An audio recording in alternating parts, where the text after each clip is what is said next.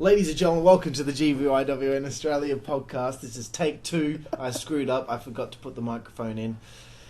Anyway, this week I've been very busy doing several podcasts, updating people about Frostbite this weekend on July 4th and the Commissioner's Cup on the 17th, along with some other ICWS news. I also interviewed 3-part series with the Suburban Nightmare Dark Ice and the part 2 and part 3 of my interview with Big Red Ryan Tate. But here tonight, I have for you a very, very special treat. That's right, ladies and gentlemen. Your host, Aston Crude, yours truly, he finally got him. He finally got the big kahuna in for the interview of the decade. That's right, ladies and gentlemen.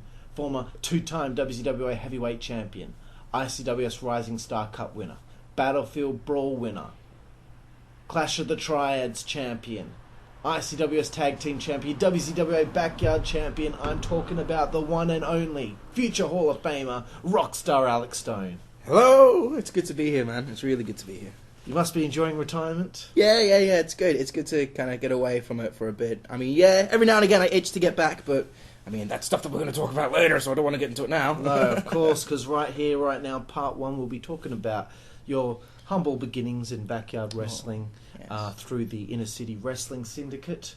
And I guess we'll just kick straight into it, eh? Sounds good to me. All right, so, first of all, when you were a young lad, how did you get into wrestling? It all started with my brother being an absolute wrestling nerd.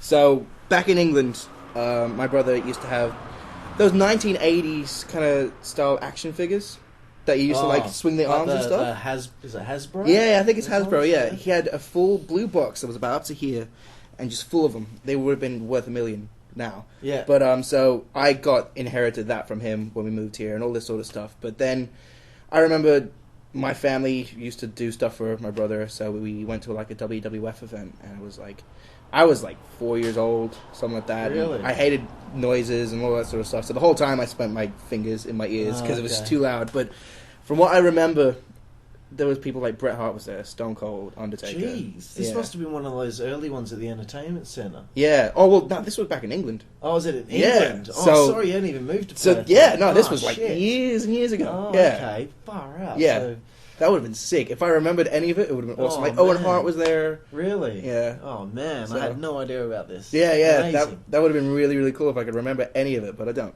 It's like me when I was a little kid. I went to Disneyland. The only thing I can remember is being in the gift shop. How shit is that? That's pretty shit. Yeah.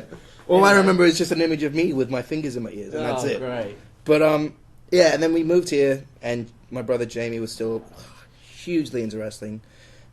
He loved all the ECW, WCW. Oh, really? all Like that sort of into stuff. it? Like, Yeah, he loved all that sort of stuff. I think he was a bigger fan of like WCW sort of stuff. Really? All Yeah. right, he's my kind of guy. Yeah, he was really into that. But I only ever watched WWF. Every now and again, I'd kind of go off to WCW, but I was more into WWF, and I started watching properly around the Attitude Era.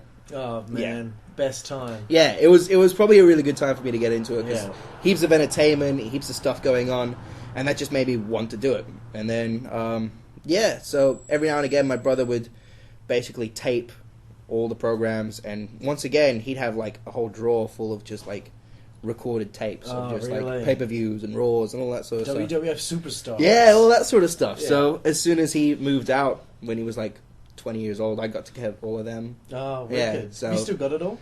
I've got a couple of them. I don't know if the figures I don't have anymore. Oh.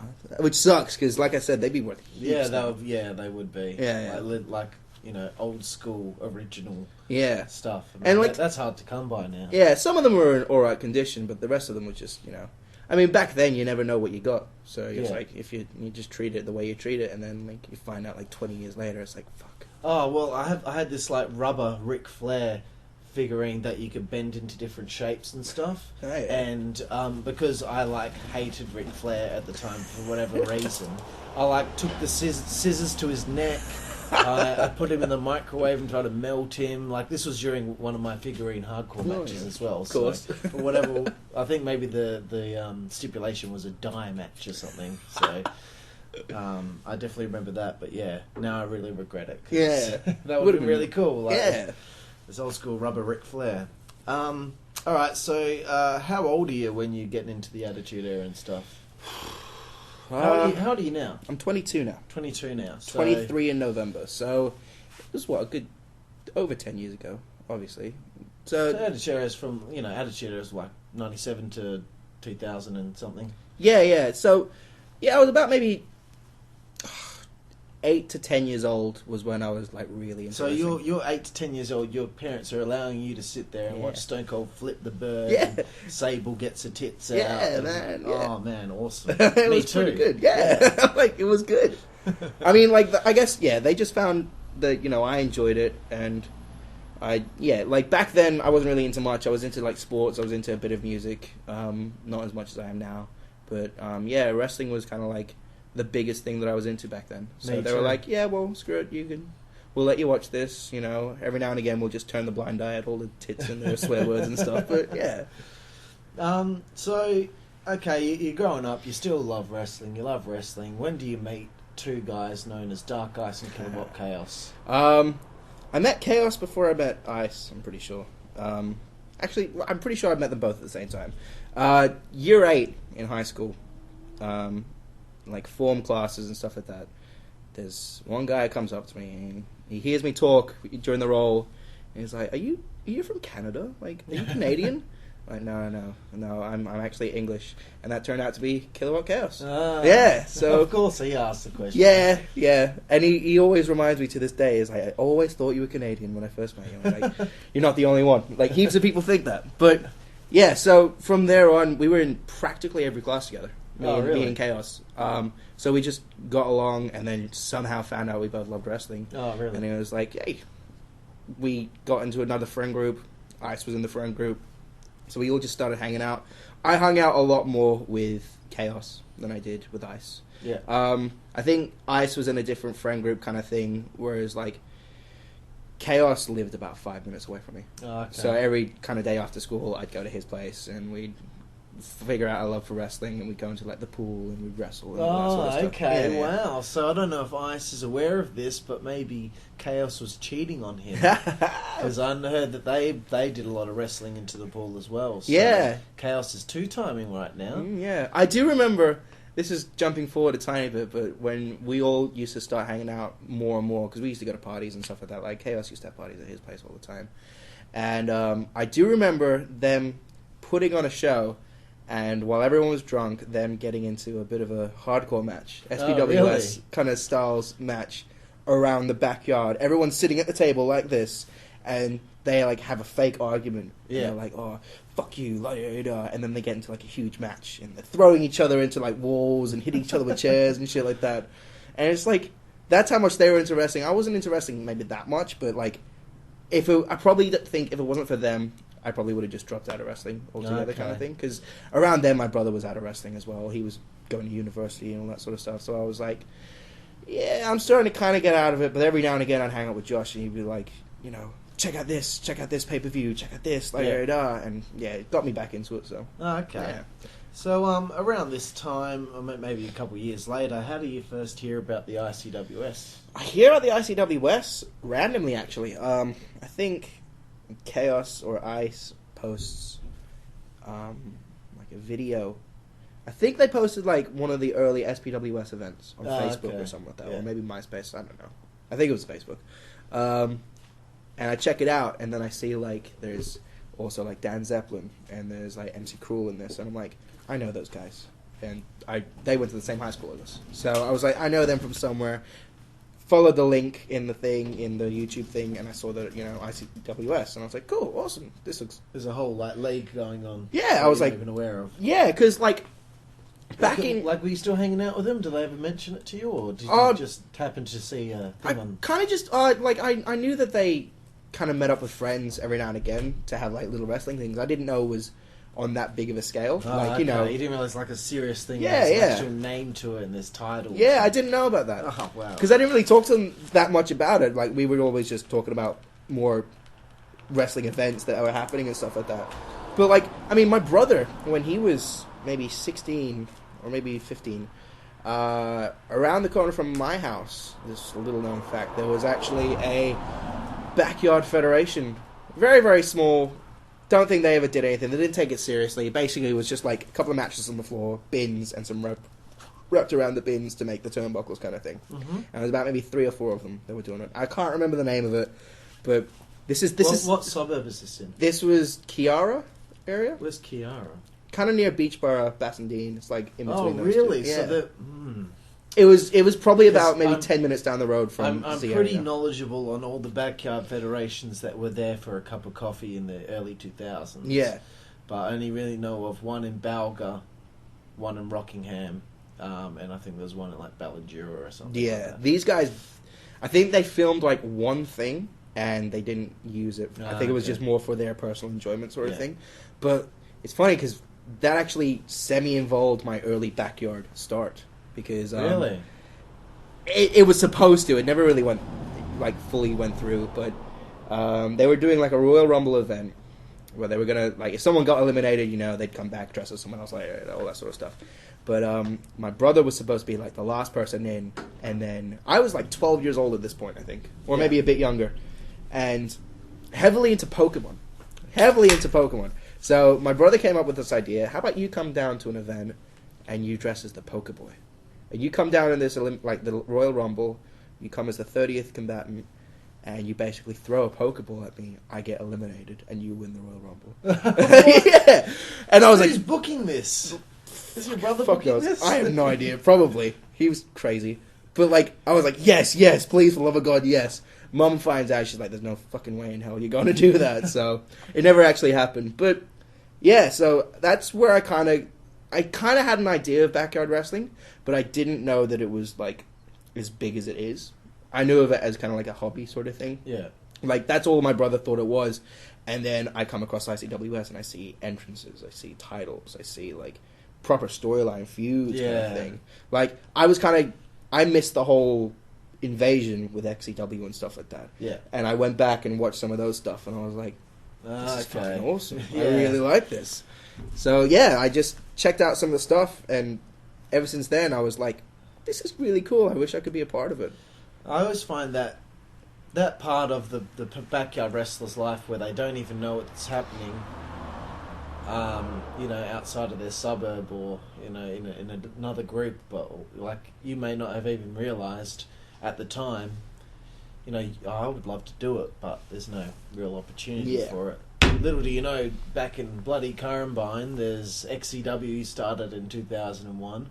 Little did we know, once we found out about ICWS in 2009, they'd already been gone for a couple of years. Never crossed paths like on the internet or anything.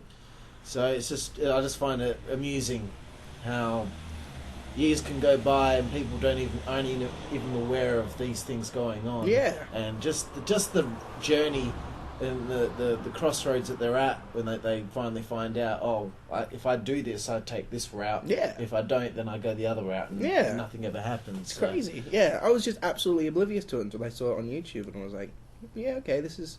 It's like, you know, people view backyard wrestling sometimes as, like, you know, not too serious, but I actually saw this as, like, people would actually sometimes come out of work to do this. Like, they'd actually, like, really love this. Like, they would treat this like pros would treat pro wrestling sort of thing. And I was like, fuck yeah. Like, back when I was younger, I was like, I want to be a professional wrestler. I want to be WWF. I want to be the champion sort of thing.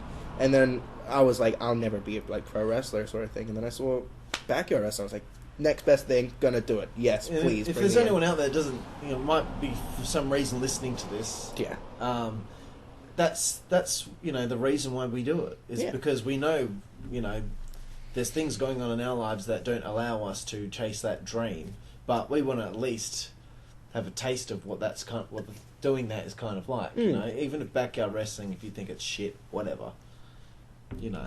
Man, like, all I see about backyard wrestling nowadays is like, it's just friends getting together and treating it as if it's a huge thing. Yeah. Which is awesome. I mean, like, from what I've heard from people that are in the pro industry, some people like it, some people think there's all this politics to it, and they, like, you know, don't really like it. Whereas every backyard thing I've been in, it's just been a bunch of friends, which is never wrong. You're having fun, and it's just, like, why would you give that something up? Yeah, sure, going pro wrestling is going to, like, further your career and stuff like that, but, like, backyard wrestling is just having fun with your friends. Some people don't want to further it. Exactly. Some people just want to just be able to just do it and have fun with their mates or whatever. just to, live in that moment for even if it's 15 minutes a month, where they go out there and wrestle and they're in their character, and then afterward they're like, oh, I feel great that I did it. I can't wait to next time. Yeah, exactly.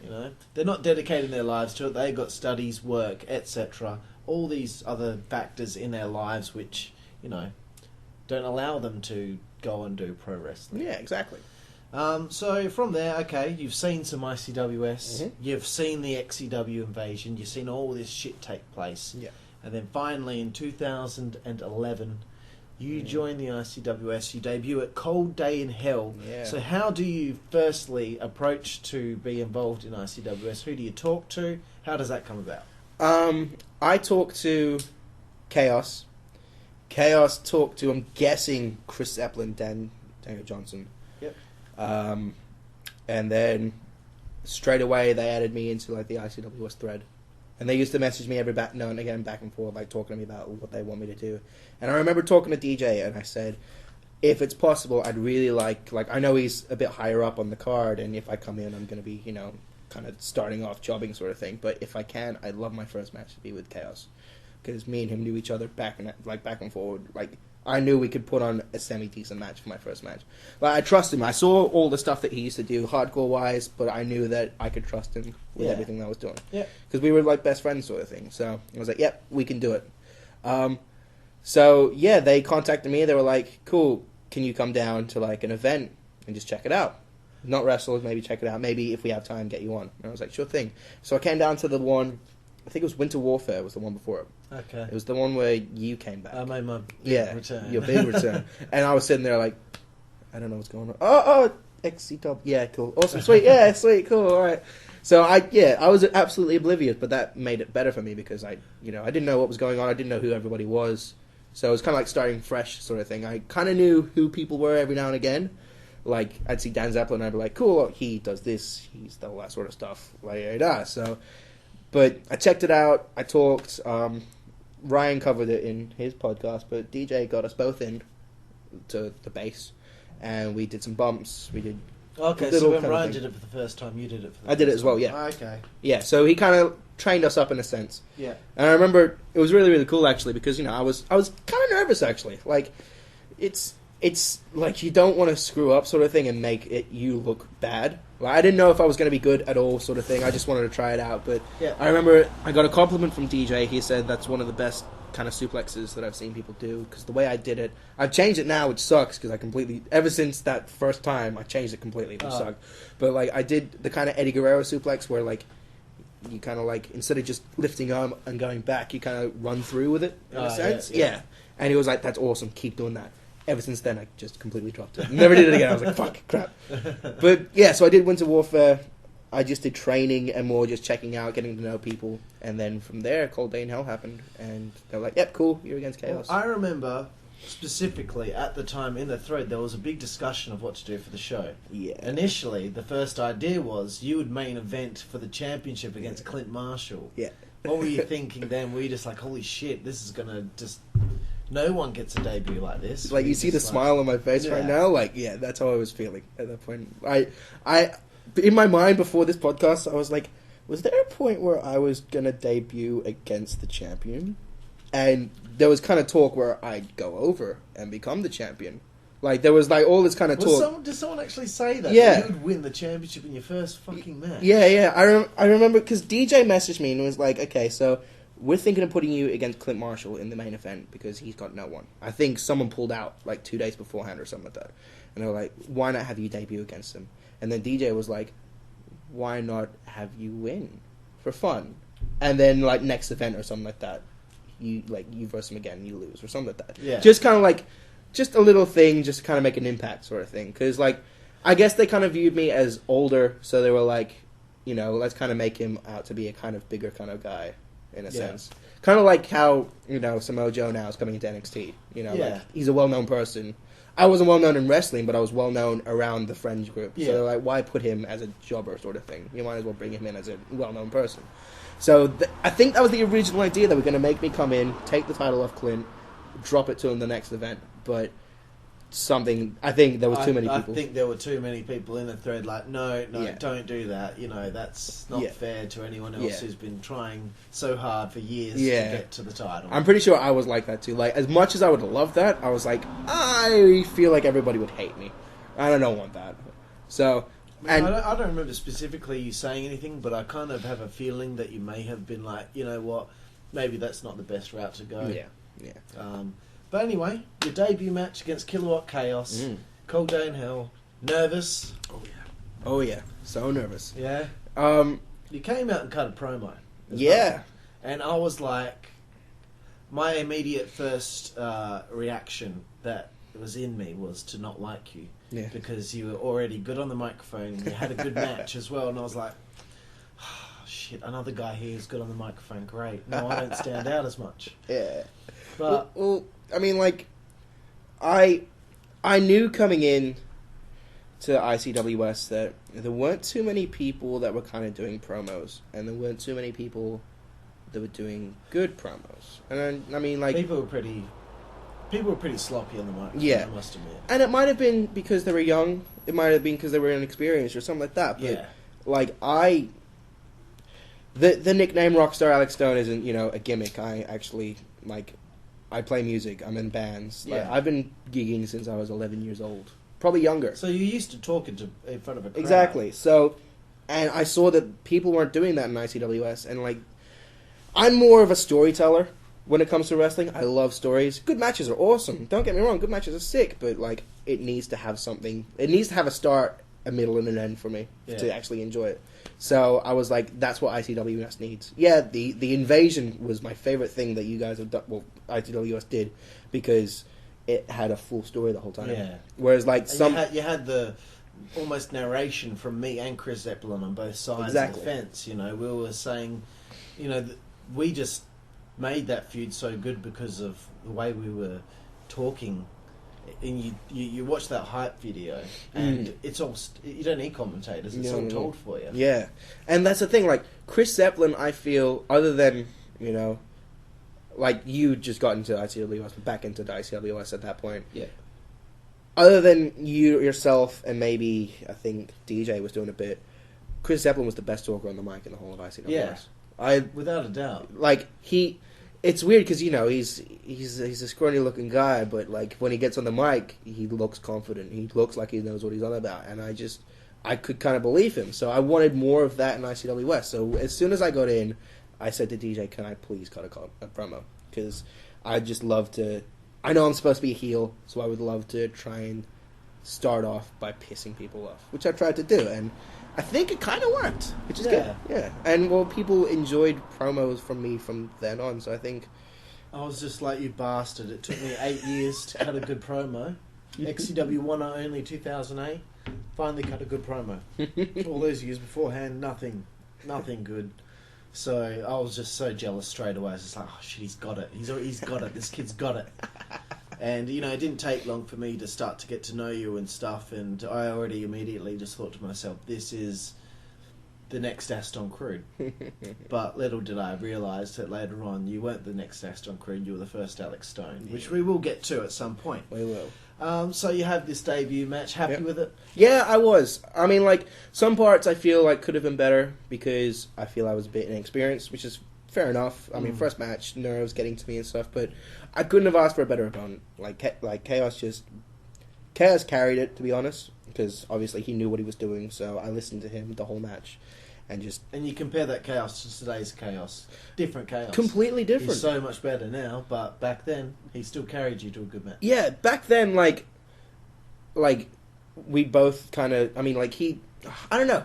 Back then, it was more about, I guess, because he was the more experienced one, I'd rely on him in a sense. But nowadays, like, we had a match, I don't want to get into it too much, but we had a match at one of the hard times, and he literally said, okay, you're practically going to tell me what to do with this whole match. I want to see, like, you do what you want. And I was like, okay, cool. So it was kind of cool to see that kind of end of the spectrum as well. Yeah, like, he trusted me, and it just showed how much better he got because he could work with whatever I threw at him. Yeah. Which was awesome. Yeah. But, like, yeah, I love that match. I mean, first match was cool. I always feel like I could do better in my matches, but that's just a personal standpoint. Yeah. But I really liked how that match went. Excellent. All right, so from there, you get your first win against EQG, Yeah. Dan Zeppelin under the mask. Yeah. Sorry for those at home who are disappointed to know that EQG is Dan Zeppelin, but if you didn't realise that, you're a fucking idiot. Okay, that was a good little showcase of Alex Stone, the heel, just getting a nice little win. Yeah. That German suplex. That was so much fun. I killed him. Like that German suplex, man, so good. The way he landed, oh man, I was just like, Alex needs to do that German suplex every time now. Yeah.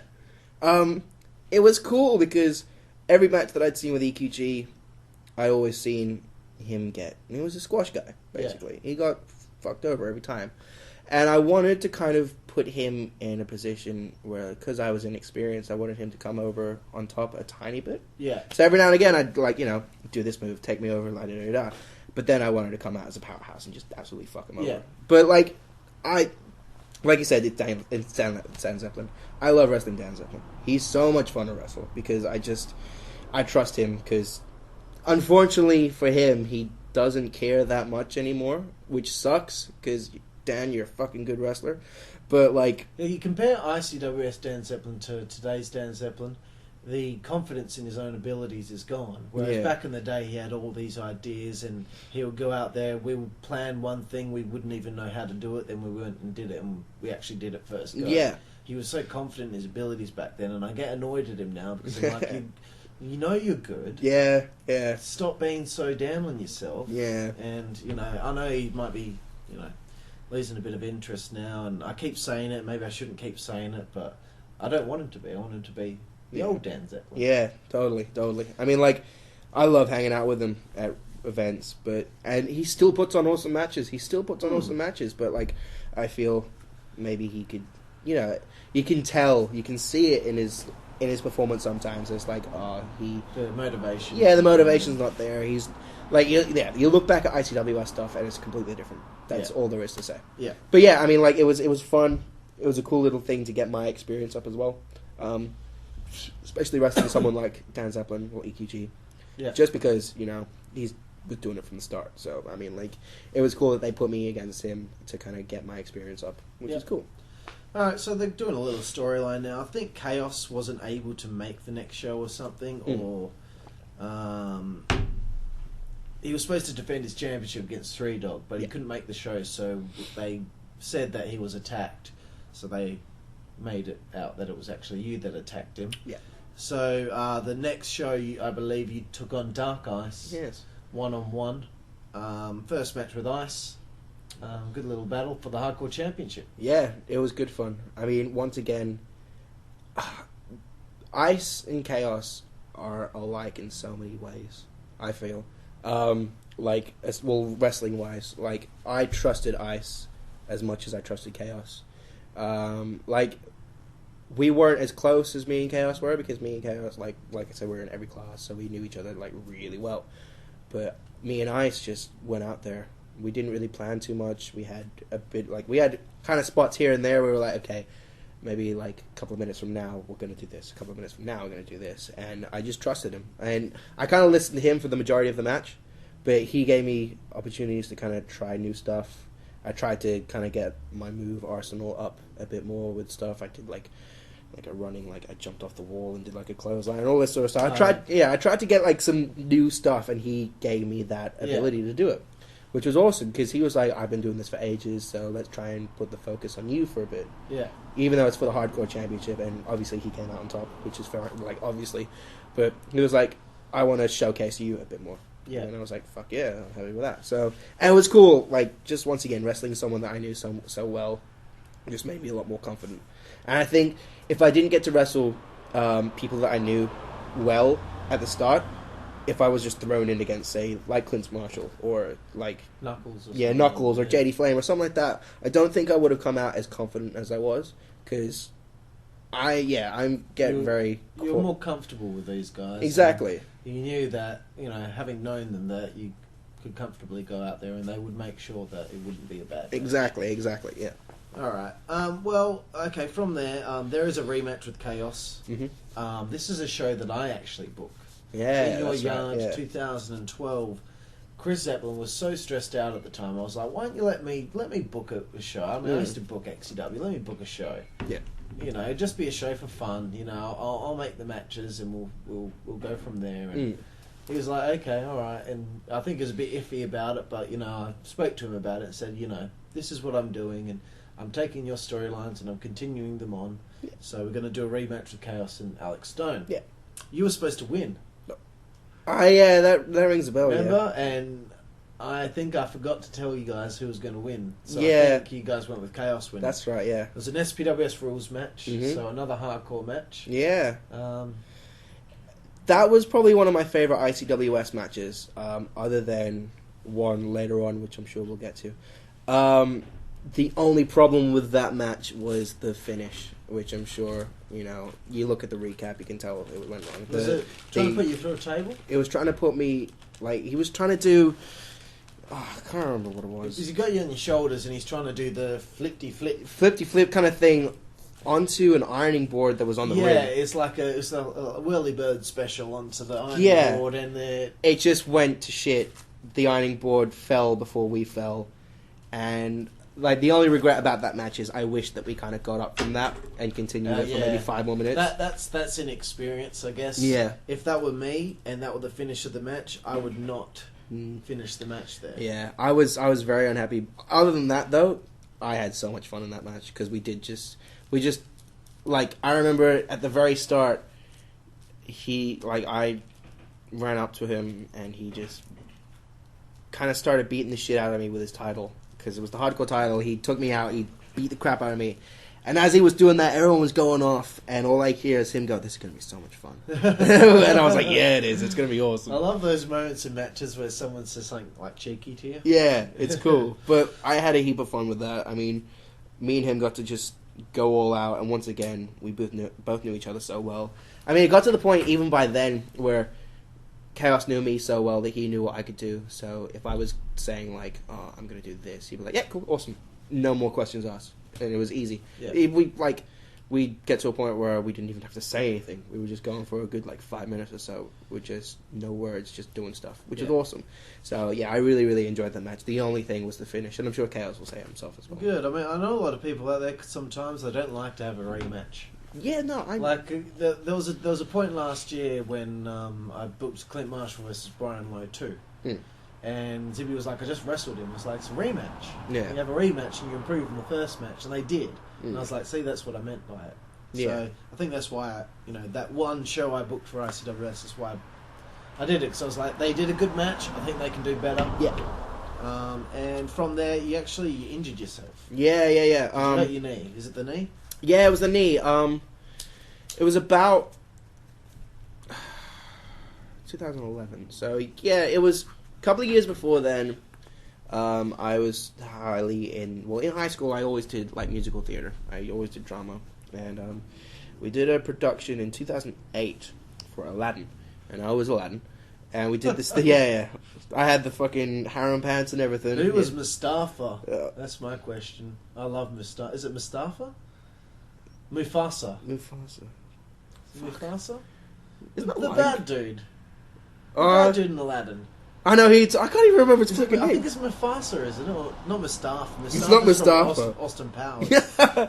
I can't remember. I can't remember for the life of me. Doesn't matter. Yeah, it was weird. We kind of had a pantomime feel where we had a girl play the villain. We had a girl play him, which we're going away from this, but she always played the happy-go-lucky kind of characters in all the other plays, but this one she was a fucking mean villain, which was awesome. She did a great job. Anyway, so we got to this point where I had to jump off a scaffolding to get. It was supposed to be a house. I was supposed to jump off it off stage to kind of signify that I was getting away from the guards. This is in school. This is in school. Yeah. Oh god. Yeah. So getting you to do stunts. Yeah. In Aladdin. It's Aladdin.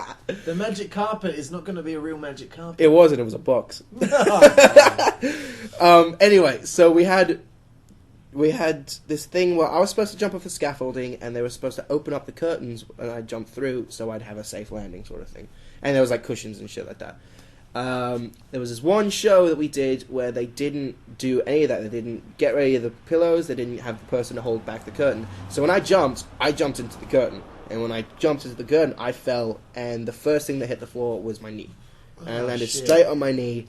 And the whole rest of the show, I was in agony. And that was like the second song of the show. And the shows went for like an hour and a half, 2 hours kind of thing. So, yeah. But ever since then, I've always had a kind of like fucked up knee.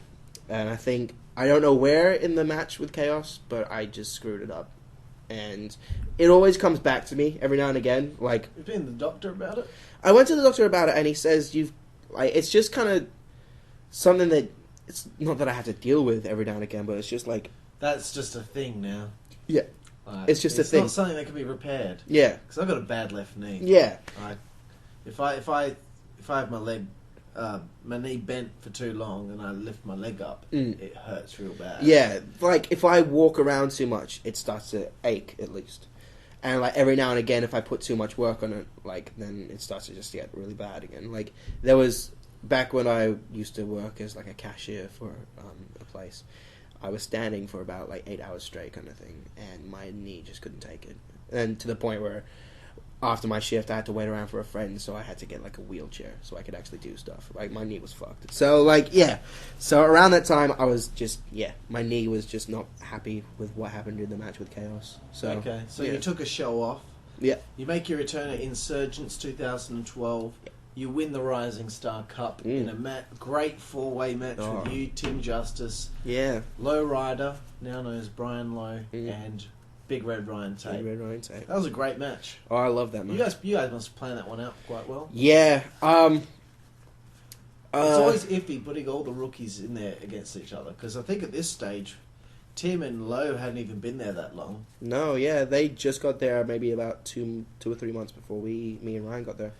Because me and Ryan started on the same show, and Ryan never lets me forget that either. But like, yeah, Tim and Ryan were there just beforehand, and it was cool as well because it gave us. Because I remember us talking about it, and we were like, okay, this is our moment to show them that yeah, we're rookies, but we're here and we're good.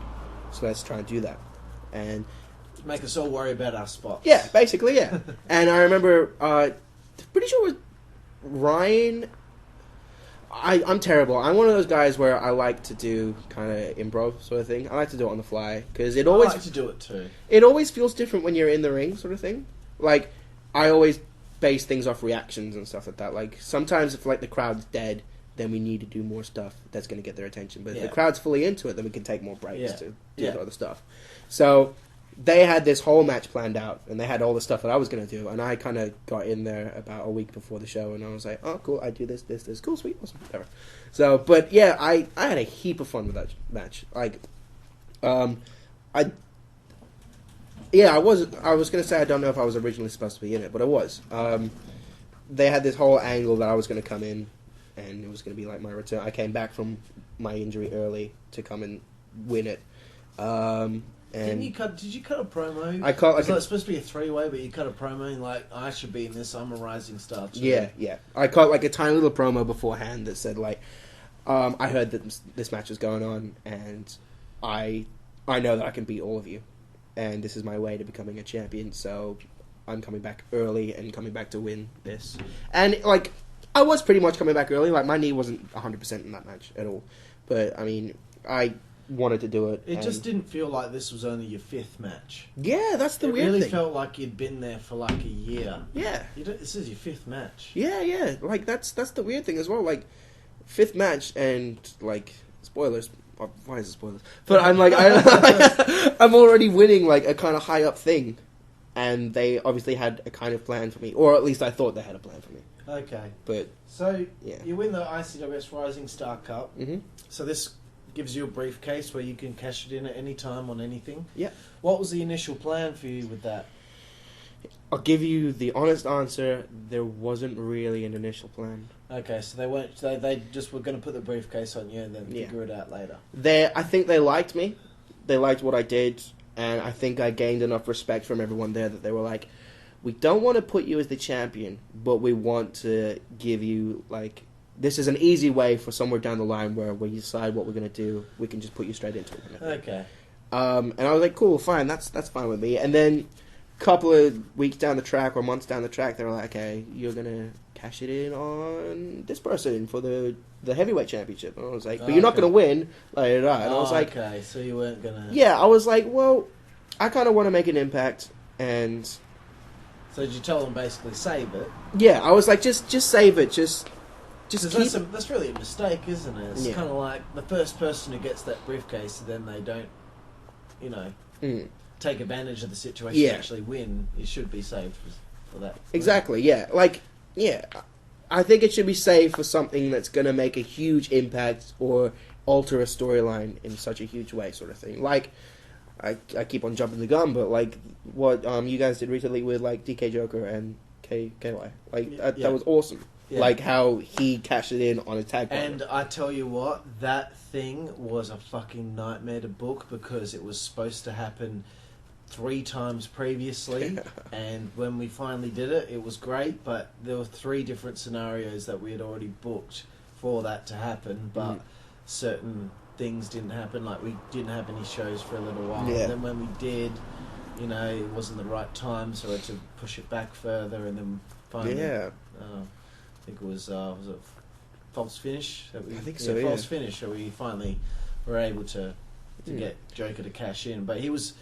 supposed to cash in on Fusion in his after his first title defense against Brian Lowe. Not really. Little did we know Brian Lowe was going to retire. Yeah. And so all this shit happened, but eventually now it's happened, and But it was the same for me. Like, I got it, and I felt like it was just a kind of thing to hold for a while, and then once they had decided what they wanted to do with me, then we'd go ahead with it. So. Yeah, I kind of gave them ideas every now and again, but they were like, that could be cool, but we'll just save it for now. So I was like, alright, that's fine. That's cool with me. Rightio. Alright, so before we get to this feud with Ryan Tate, what's it like working with the other rookies? Low Rider, Tim Justice, what's it like working with them? It was really, really cool, actually. Like, I think back then, Low Rider was a bit too himself. He wasn't very, he never came out of his shell.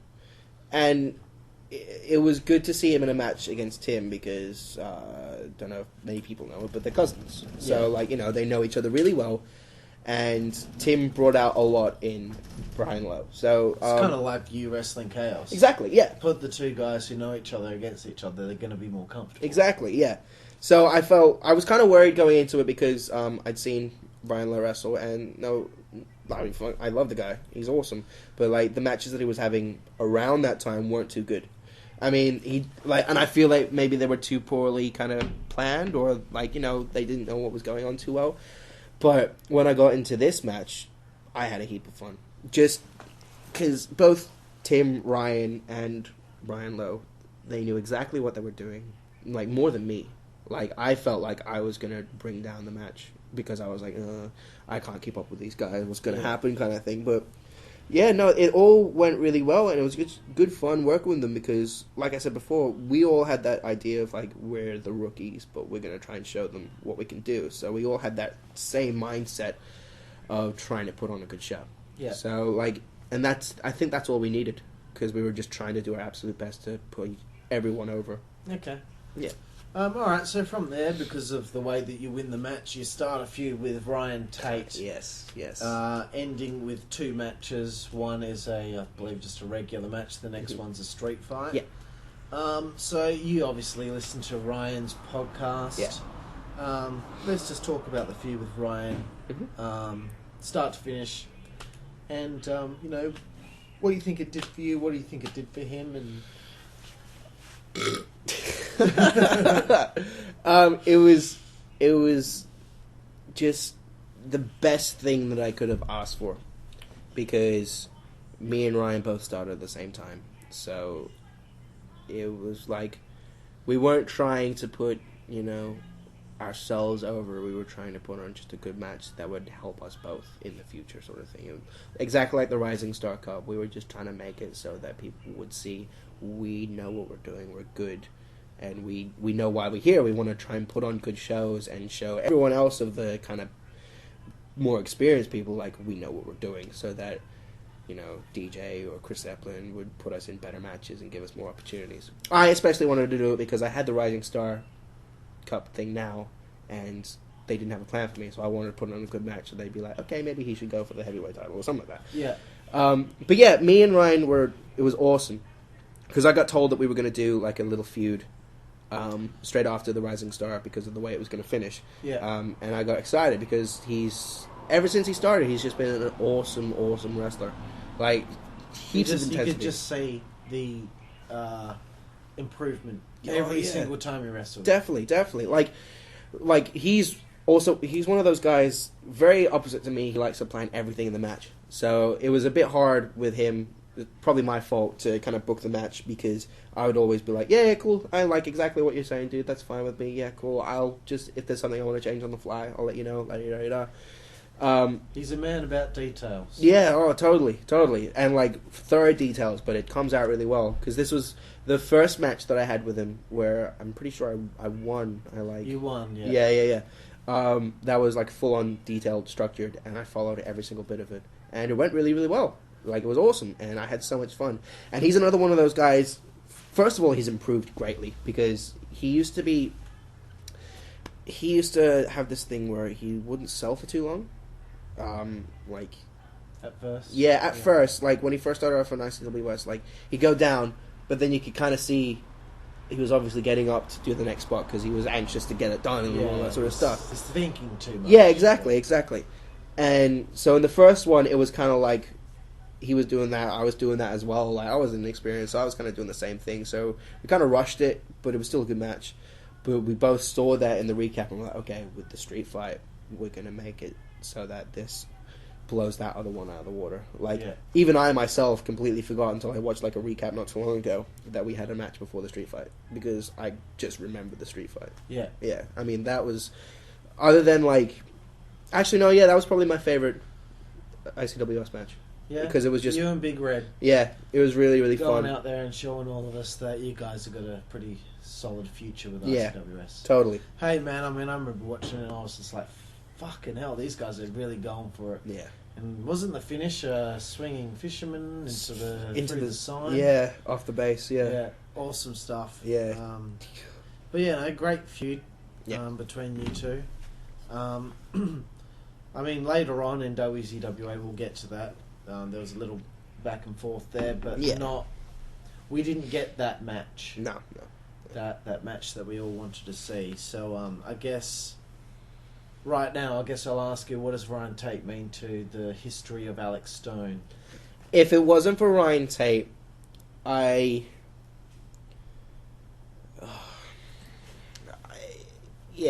don't think that I would be. After I watched the street fight and after the reception that we got from the street fight, I then knew that, because I never believed that I had something, kind of thing. I was like, I'm doing this as a hobby, I'm just having fun with my friends. But then people like, that street fight was awesome, you and Ryan Tate were sick. And then I was like, maybe I'm actually a good wrestler. Maybe I can actually do this. So I think if it wasn't for Ryan Tate, I wouldn't have had that confidence in myself, kind of thing. Because I then, after that match, believed that I can take on anyone. And I can do anything, sort of thing. Yeah. So, Ryan Tate was a big, huge, just helped me get to a point where I was confident in everything that I could do in ICWS and then further on. So, a lot of my early stuff was thanks to Ryan Tate, definitely. Okay.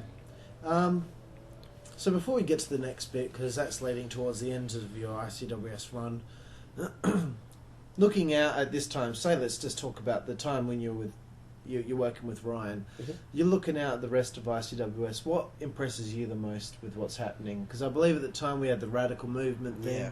We had the Crude feud with SPWS.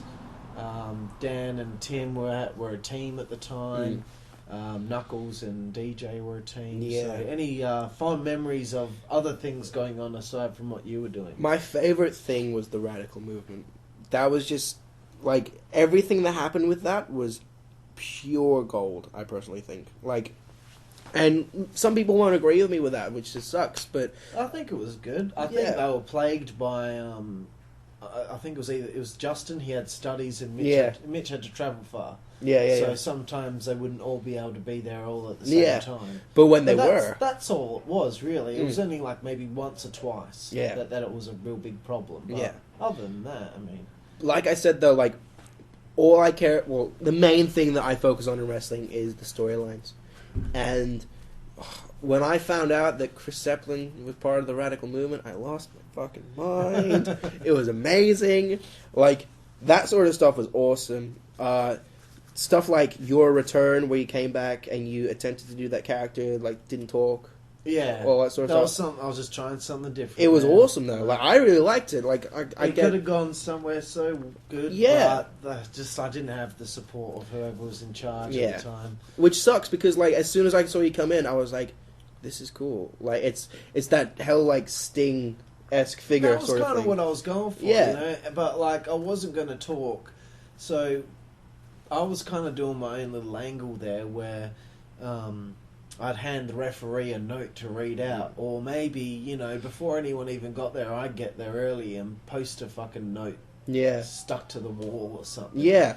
And people would be like, what's this? And then, like, you know, I would have let Chris know beforehand, to, you know, once you grab that note, to read it out. Yeah. And the whole thing was, you know, I was going to become not the vigilante Sting, but the vigilante Aston Crude. And it would have been cool. I think you also suffered with the fact, I remember, maybe it was the first note that you left, and you handed it to the referee, and the referee at the time... The referee was Luke Monet. Yep. And, love you, Luke, but you ruined that. Because he was like, la la la la la la la, reading it in a very happy tone, which didn't aid the character, didn't aid the story at all. It was a quote from The Art of War. Yeah, I remember that. It was supposed to be like, this is all about SPWS, but it's also about something else. Yeah. I wanted to go after the Radical Movement and be the one that ended that. Yeah. But, you know, I mean, hey, I'm trying to get my own push here. So I've already been champ. I don't need anything else, but at the time, I didn't see an end spot for where my character was headed. I'd gone through the thing with SPWS, but I had no information of what was going on after that, so I naturally assumed, well, put me with the Radical Movement. I've never wrestled either three of them. It would make sense. But unfortunately, I didn't have the backing of the guys. But that's okay. That's all right. But, I mean, at least someone liked what I was doing. Yeah, no, I did. As soon as I saw you come through the curtain... As like the crowbar and like the leather jacket. Yeah, I was like, this is going to be cool. I whacked the crowbar on the ladder so everyone knows it's a real crowbar. Yeah. And what I did was I was like, Ice, Chaos, this is the first time you guys ever backed down from someone. Yeah. As soon as I tap that crowbar on the ladder, you guys start to bail. Yeah. It's the first time they've ever like backed away from someone. See, I thought that was significant. Yeah, exactly. Because like I was looking at all these things, like I said, from like a storyline point of view. So... like, everything that I'd ever seen of you was, you had this real, like, Guns N' Roses, Axl Rose style persona about you. I'm a rock star, I'm fucking badass.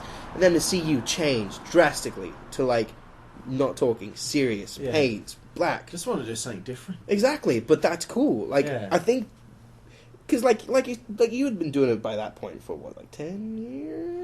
Well, I started in 2001, so this is going on 11 years. Yeah. Now. So, like, I think you needed a change, and unfortunately it didn't work out the way, you needed it to, or you wanted it to. Yeah. But, like, it was just cool to finally see a different side of you. It was awesome. Yeah, well, I'm glad someone liked it. Yeah. Alright, so let's get back to you. Yeah, because it always ends up being me talking about me for some fucking reason. Maybe I love myself. Well, last thing we need is another appreciation segment. So soon after this, you cash in, win the tag team championship. Yeah. I believe it was after I defeated Chaos for the last time to signify that I was the sole hardcore champion. As I'm walking off, your theme song plays. You come out with your briefcase. It looks like you're going to go after me. Yep. We have a little stare down. Yeah. We cross paths. I back away. You go into the ring. Or the base, and you pin Chaos, you win the tag team championship. Yeah. Whose idea is this? And is there an initial idea, or are they just like, you're going to win the tag titles, then we're going to figure it out? It was actually my idea. I came to DJ and I came to Chris Zeppelin and I said, okay, I've been waiting for, something to happen. I have an idea. I don't want to do the heavyweight thing because personally, I didn't think I was good enough at that point. Like I'm like that. I don't think that I'm good enough for things that people think I should. Sometimes people would rather climb the ladder than just go straight there. Exactly. Yeah, that's another thing as well. So I was like, I want to do something different. I want to do something that people wouldn't expect. I want to kind of do a swerve, and I want to try and do this thing where I kind of start off and think I'm all that, and just take the tag team championships and don't get a partner until I'm... Like, my initial idea was I was going to beat Chaos and take the titles, and from then on start versing tag teams in a handicap match. So it would be like me versus two teams. I think the original plan for after that was being against Jack Wallace and Dynamo. And I wanted to verse them in a handicap match, and then beat them, go on to verse another team, beat them, but slowly start to kind of like have to cheat to win because, I'm losing really bad. Or like I'm getting so close to like losing. So I'd have to get a team member. So none of these matches actually happened? No, none of these matches. Because about this time was when ICWS started to just kind of stop. Or I kind of got disinterested and stuff like that. So okay. Well, one thing that did happen was Perfect Match. We did a segment where you interviewed different people and you were trying to find your perfect match to be your tag team partner. Yeah. Now, what I remember of this time was that actually, at the time, WCWA had just started. We'll get to WCWA, but we had also just formed our team in WCWA. And you were going to have Perfect Match 1, Perfect Match 2. I would be in Perfect Match 2, and I was actually going to be the tag partner that you choose. Yeah. And during that, there was also another idea that Dan Zeppelin wanted to happen. He would reform Carnage Crew with Nick James, but also have me and you join as the new Carnage Crew. So this is something maybe you don't remember, but that was the initial plan because Dan was really felt strong about reforming the Carnage Crew. Yeah. Even with Nick just being a manager. Yeah. But me and you would also be a part of it. Yeah, I remember that because like that was my initial idea. That's how I wanted to kind of go with it, and like maybe down the line, maybe get you or Dan Zeppelin or someone to be my tag partner. But I do remember the whole me and you were supposed to become the Perfect Match tag team, and then also the Carnage Crew thing because me and Wicked Nick were really good friends, and that's what would have kept me interested. Exactly, which is why you'll see in 2012 WCWA Wicked Nick coming out with me and Alex quite a bit. Yeah, exactly. I mean, like. Because me and Nick were really good friends, and I remember that thing being brought up, and Nick always talking to me. It's like, dude, this is going to be awesome. I'm going to, like, me and you are going to hang out all the time kind of thing. I was like, yeah, this is going to be sick. And, yeah, it just didn't happen. I don't know. Well, I think because Dan joined SPWS. Yeah. So I knew that, but there was going to be a story where he had to choose one or the other. Either reform Carnage Crew or stay with SPWS. Yeah. But then, obviously, ICWS just started to... Yeah, it started to go downhill. Dwindle in. Yeah. So soon enough, it was gone. Yeah, I mean, and around that time was when WCWA was starting up. So I guess all of our focus just went kind of to there. Just went there. Yeah. Okay, so you did Perfect Match. As we now know, it was supposed to be leading to possibly me and you, or you and Dan, or whoever, to be a tag partner, but you never returned after that. Yeah. There have been several ICWS shows since then. Mm-hmm. Why have you not been interested, or had you not been interested in returning at that time? Because there was in your yard tapings, I believe that one of them had Perfect Match. Yeah. But then the following 2014, we had Aussie Anarchy. There was another Twisted Metal somewhere. Yeah. I'm pretty sure we took practically like nearly a whole year off with ICWS. And in that time was Perfect Match and maybe one other event. And I think around that time was when I started to get kind of busier with work. And I started to get busier with like band stuff. And I had a girlfriend at the time. And like things were kind of rocky with the girlfriend and all that sort of stuff. WCWA was enough for you at the time. Yeah, exactly. And like, even though ICWS was closer to me, I liked the idea of WCWA more. Ring, kind of more professional, and I already was spending one day of my weekend going to wrestling. I didn't want to spend 2 days. Yeah. So around that time, I was like, No, I'll just go to WCW. It's one or the other. Yeah, exactly. So You're probably hyped up about this thing with me and you at the time, so you're Yeah. probably like, well, I'm doing something really important here. I'm like, apart from Aston, like, I'm at the top, right there. The vocal storyline of the whole thing. So. Whereas, like in ICW West, they still weren't really sure with what I was doing. Like they had ideas floating about, like perfect. Would you say match. that had a bit to do with it? Like them not really ever really coming up with a great plan for you. Yeah, I mean, which is like the whole time I was in ICW West, there was never really a plan for me. I was just there, and I'd do matches. I'd have an awesome feud, and then after that, it was like, you got nothing. Does it just seem like you wrestled SPWS, you had the feud with Ryan, you won the Rising Star Cup, you had a little thing go on after that with the tag titles and all that. Looked like you're getting back involved with SPWS. Yeah. And then kind of fell off the radar there, but it is what it is, I mean, probably didn't go down the way maybe Chris Eplin or DJ wanted it to, but... Oh, well. I mean, things happen, and I mean, I was really, really tempted to come back to. There was a recent ICWS event. There's been two official ones. One was just a muck around show, like a tournament for the. I think it was the first official one. I was really tempted because I was at work that day, and because it's moved even closer to me now. It's moved to like DJ's house. So it's closer to me. It was a great show. Yeah, from the recap and everyone's reactions, it sounded awesome. And I was just tempted to kind of show up. But when I showed up, make a big deal. Because I think that was around the time... I don't know, but I wanted to make a big deal and be like, I'm still the tag champion here, and try to kind of just throw in a little spin sort of thing. Well... You are still the tag team champion. That's what There will be future ICWS shows, so DJ, I know you're listening. Yeah, right. Send him a message, see what happens. Who knows? Who knows what happens? Maybe he'll be free one Sunday or one Saturday afternoon or whatever. You're a 5-minute bus ride away from me. Yeah, I mean, it could happen, and I'm still waiting to be tag team champion. So, maybe I'll nudge my way into, but, if not, that's fine. But, hey, your ICWS career, we've now finished, I think we finished that section of the podcast. But, any lasting thoughts on your time in ICWS and what it means to you?